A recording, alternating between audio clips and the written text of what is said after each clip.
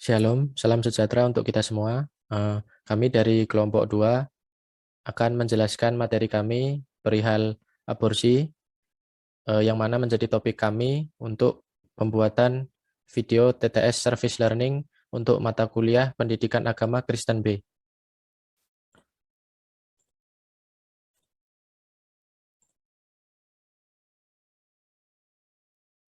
Jadi, perkenalkan untuk kami kelompok 2 yang terdiri dari yang pertama, Silva, 29 2021 132, Tina, 29 2021 136, Aurora, 29 2021 501, Shalom, 37 2020 005, Natasha, 37 2021 012, Lauren, 37 2021 013, dan saya sendiri Theo, 37 2021 047.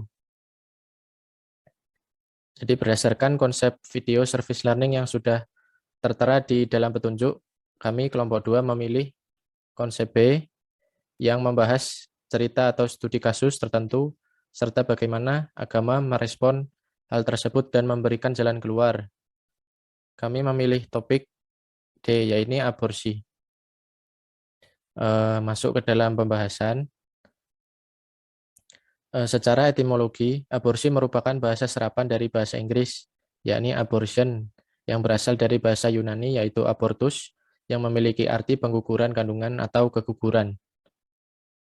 Shalom, saya Laurencia dan saya akan melanjutkan pada dampak aborsi bagi kesehatan wanita dan kesehatan mental. Yang pertama, dampak aborsi bagi kesehatan wanita adalah adanya pendarahan berat yang terjadi selama 2-12 jam dan jika tidak mendapat penanganan medis, maka akan meningkatkan risiko kehilangan nyawa. Berikutnya, ada infeksi yang biasanya terjadi pada rahim, saluran tuba, dan panggul yang terjadi selama 3 hari atau lebih. Lalu berikutnya ada sepsis, yaitu lanjutan dari infeksi, di mana bakteri sudah menyebar ke seluruh tubuh dan masuk ke dalam aliran darah. Lalu ada kerusakan rahim, di mana ditemukannya lubang atau luka besar pada rahim. Lalu yang terakhir ada endometritis, yang umumnya ditemukan pada remaja dengan ditandanya peradangan pada lapisan rahim akibat infeksi, yang bisa memunculkan komplikasi pada organ reproduksi, masalah kesuburan, dan gangguan kesehatan lainnya. Berikutnya adalah dampak aborsi bagi kesehatan mental. Yang pertama, munculnya rasa kehilangan, terlebih beberapa ibu yang sudah menganggap bahwa janin tersebut adalah bayi mereka. Lalu adanya depresi di mana adanya kerapuhan secara emosional dan psikologis yang menyebabkan seorang terus-menerus memikirkan hal buruk, bahkan mimpi buruk. Lalu adanya rasa bersalah karena telah menghilangkan hak hidup seseorang. Lalu kemarahan dan penyesalan, kehilangan kepercayaan diri atau harga diri, dan terakhir merasa kesepian dan merasa terisolasi. Saya, Syalamita Cairudin, dengan NIM 372020005 akan menjelaskan mengapa seorang ibu melakukan tindakan aborsi. Seperti yang kita ketahui, tindakan aborsi adalah tindakan menghentikan kehamilan dengan cara menghancurkan janin yang ada dalam tubuh seorang ibu. Di sini saya akan menyebutkan beberapa faktor ataupun alasan-alasan besar di balik keputusan seorang ibu mengambil tindakan aborsi. Yang pertama ada dari faktor medis. Faktor medis menjadi pendorong besar atau yang paling rasional menurut saya karena hal ini pasti memiliki alasan yang jelas. Seperti dalam dunia kesehatan, ada beberapa kasus yang mengharuskan seorang ibu melakukan tindakan aborsi.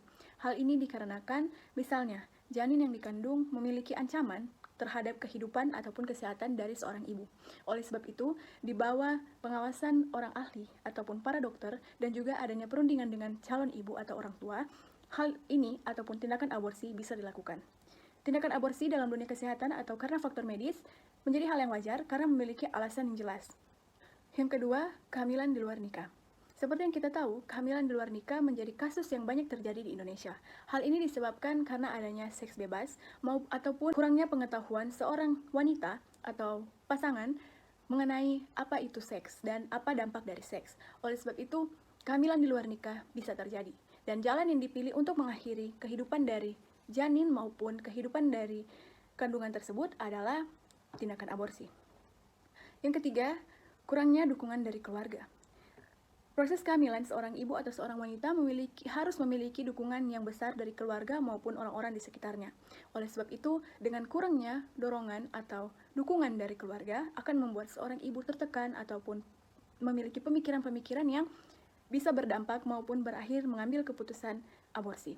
Dan yang terakhir adalah ketidakmampuan ekonomi. Selain harus mempersiapkan mental dan fisik, seorang ibu maupun calon keluarga harus memiliki persiapan ekonomi. Hal ini dikarenakan membesarkan maupun melahirkan seorang anak harus memiliki biaya. Oleh sebab itu, hal ini bisa menjadi pendorong seorang ibu melakukan tindakan aborsi atau keluarga ini melakukan tindakan aborsi karena tidak memiliki biaya yang cukup. Namun, faktor terakhir yang saya sebutkan itu sepertinya belum menjadi faktor besar mengapa hal aborsi ini terjadi.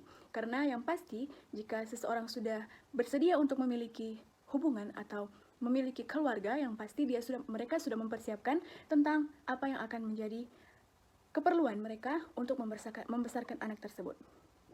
Sekian dari saya, terima kasih. The abortionist uses this clamp to grasp an arm or a leg. Once he has a firm grip, the abortionist pulls hard in order to tear the limb from the body of the baby. One by one, the rest of the limbs are removed, along with other body organs, the intestines, the spine, the heart and the lungs. Usually the most difficult part of the procedure is extracting the baby's head, because at this stage of pregnancy, the baby's head will be the size of an average plum. It simply won't come through. The abortionist then removes all of the skull pieces. He then removes the placenta and any other leftovers of the baby with a curette, which scrapes the lining of the uterus. The abortionist then will collect the various parts of the body and reassemble them to check that there are 2 arms, 2 legs, and so on.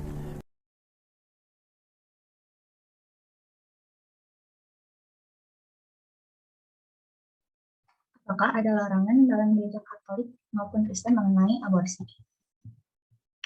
Jawabannya ada. Gereja Katolik dan Kristen secara tegas melarang tindakan aborsi karena manusia merupakan hasil ciptaan Allah menurut gambar dan rupanya.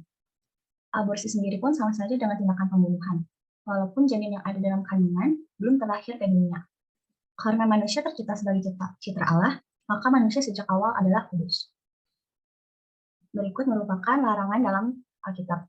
Yang pertama ada di Kejadian pasal 9 ayat 6, yang berisi siapa yang menumpahkan darah manusia, darahnya akan tertumpah oleh manusia. Sebab Allah membuat manusia itu menurut gambarnya sendiri.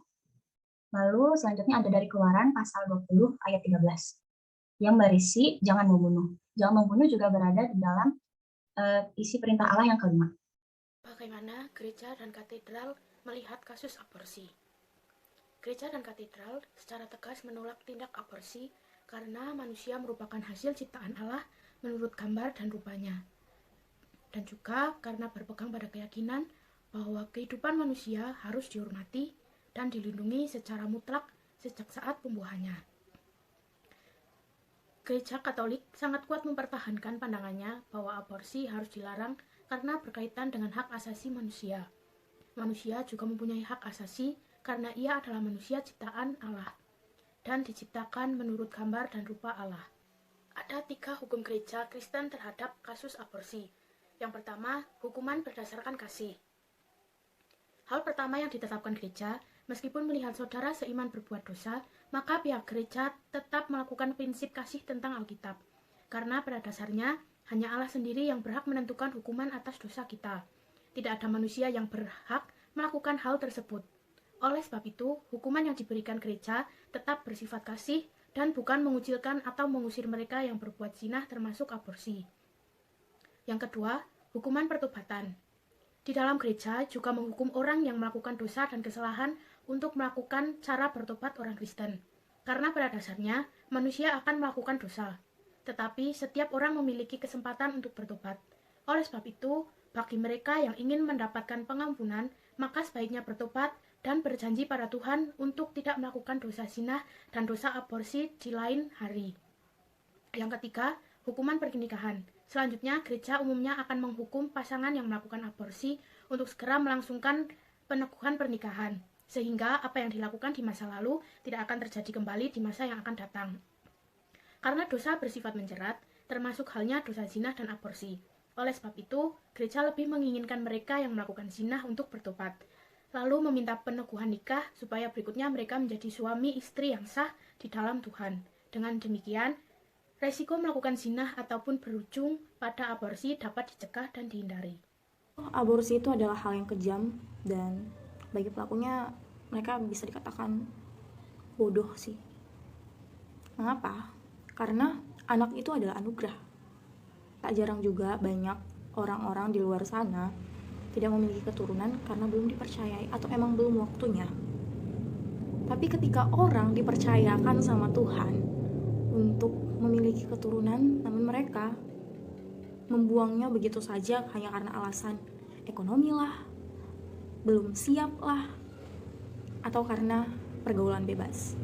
Memang semuanya itu tergantung pada diri sendiri. Kalau kamu tidak siap, jangan melakukan kesalahan. Masalah ekonomi, menurut aku, semua bakal ada rezekinya. Kata orang, banyak anak, banyak rezeki. Yang gereja lakukan dalam menangani kasus aborsi adalah melakukan bimbingan secara rohani, tetap merangkul mereka dengan memberikan dukungan secara mental, dan juga yang terakhir adalah memberikan pengetahuan tentang aborsi dan tentunya mengaitkannya kepada firman Tuhan. Jadi dalam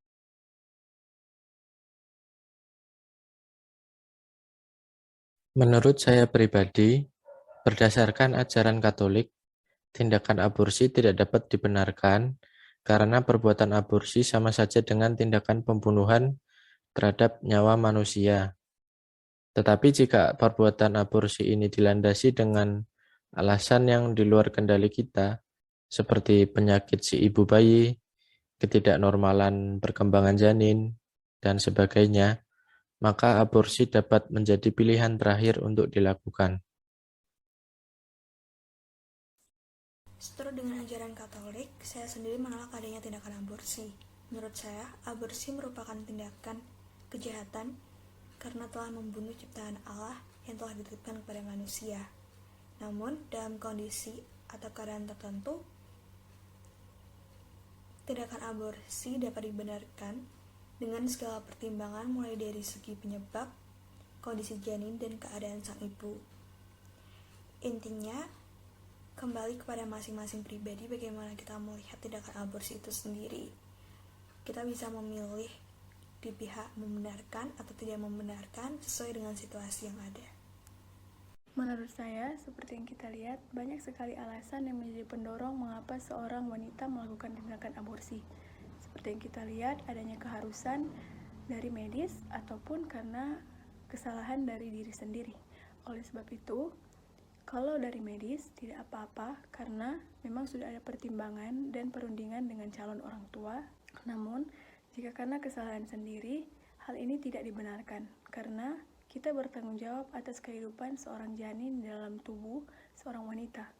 Oleh sebab itu, oknum yang terkait seperti seorang ibu yang melakukan tindakan aborsi ataupun orang yang melakukan praktik tersebut sudah melanggar kebenaran-kebenaran firman, tidak sesuai dan menurut kehendak Tuhan. Oleh sebab itu, ada baiknya kita mahasiswa Kristen bisa menjaga diri kita, bertanggung jawab atas diri kita yang Tuhan sudah berikan, agar kita tidak terjerumus dalam hal-hal yang demikian. Terima kasih. Menurut saya, aborsi merupakan hal yang sama dengan pembunuhan, karena aborsi merupakan tindakan mengambil nyawa terhadap janin. Yang mana di dalam 10 perintah Allah juga tertulis bahwa pembunuhan merupakan hal yang terlarang. Sebagai manusia yang memiliki hati nurani, seharusnya para calon orang tua bersyukur atas tanggung jawab dan karunia yang diberikan Allah, bukan malah menyia-nyiakannya. Karena di luar sana masih banyak pasangan yang berharap dan berusaha untuk diberikan keturunan.